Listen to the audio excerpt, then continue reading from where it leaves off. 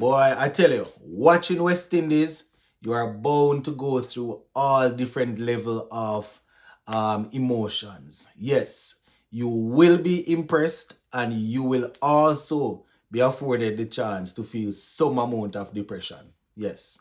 Take, for example, this third game here against New Zealand.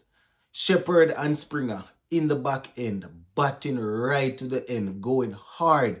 Very impressive, right? But then your mind roll back to what happened in the early stage of our batting.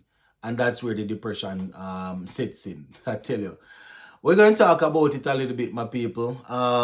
West Indies losing this third T20 here by 9 runs. Right? I tell you. Could have been worse, but we're going to walk through the scorecard. Luckily, I was able to watch the game in its entirety. So we'll just talk about some of the bowling, the batting, and also how we did in the field. So just give a listening ear until the end, and you can let me know your thoughts in the comment section. So West Indies bowled first, and we restricted New Zealand to 177 for 9, which when you look at it at the end, you have to say it was impressive. New Zealand, they got off to a very good start. They controlled the power play even up to about over number 10, 11. You could say that, boy, it seems as if they were going to make upwards of 195 to 200. It seems as if 200 was on the card, but I have to say shout out to our bowlers and our fielders. They did some good work to make sure that New Zealand didn't get too far, right? 177 for 9 in the grand scheme of things. It's not bad at all. It's not bad. And as I said, they got off to a good start. They controlled the power play. They kept wickets in hand in the early stages until they started losing wickets in cluster. So we have to say shout out to the guys for sticking to their plans and really coming good in the back end. I want to say a big shout out to the fielders. The fielding was good, right? A couple mistakes, we saw a couple mistakes, but generally speaking, the fielding wasn't too bad. We took some good catches. We also had 2 runouts, 2 crucial runouts that helped to change, what New Zealand, what they were doing with the bat. So 177 for 9. Now, as it relates to our bowling, I think that in the power play, we bowl a bit short, wide. Obviously, it's the power play, so runs will be scored. But I think that we were a bit all over the place with our length. So, and that is something that we definitely want to tighten up on. Personally, I wasn't in agreement with some of the bowling changes or some of the bowling decisions that were made. But I'm not going to zoom in on that because at the end of the day, 177 for 9 after such a good start isn't too bad at all. So the batsmen will probably be knocking themselves, saying that after the bowlers did some good work to pull things back, they were only able to get 168 all out. Let's just take a look at New Zealand's batting card. As I said, they got off to a good start. They got up to 47 before they lost the first wicket. It was Matthew Ford that struck early, right? Matthew Ford showing all his skills. Yes, my people. Once again, proving that he's pretty skillful, moving the ball around and things. So, Devon Conway finally getting a start. He made 56 from 34 before he was brilliantly run out by Alec Arthanes. That is us. I would say that is where the game really shifted. I don't want to say shifted because they still won they still ended up winning the game. But in terms of the amount of runs that they put on the board, that run out there was crucial. Robinson, 23 from 21, didn't fire too much.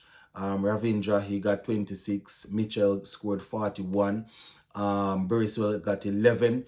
No one else was able to get double figures. We did pretty well with the ball. Satna 4. Hay got 2. Kyle Jamieson 4 was run out by Matthew Ford.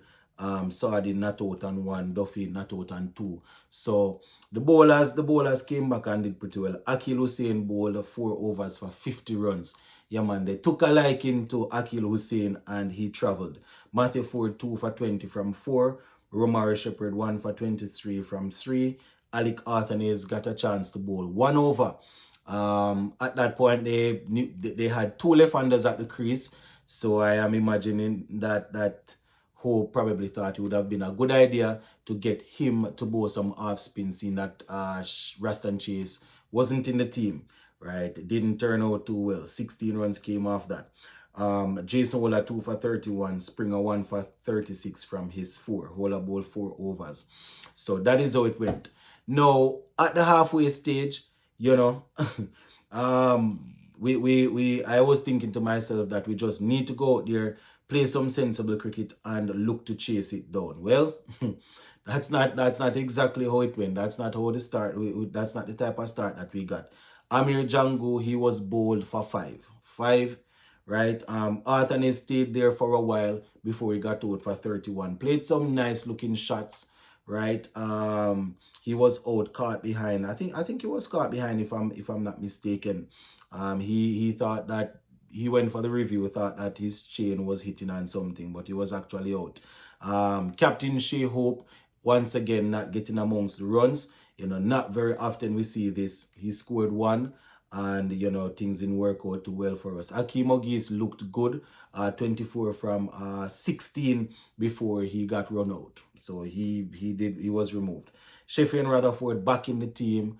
Not much difference, a very poor shot playing the ball in the air, trying to go over the offside, and was out caught for 2.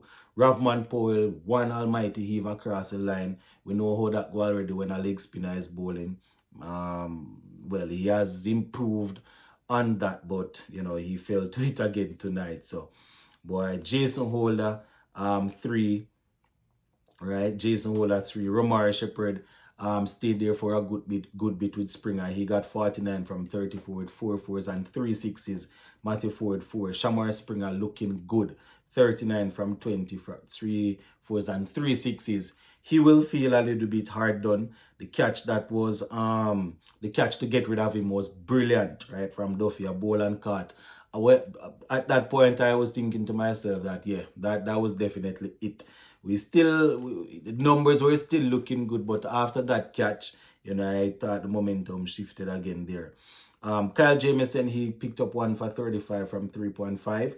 Duffy got 3 for 36 from 4.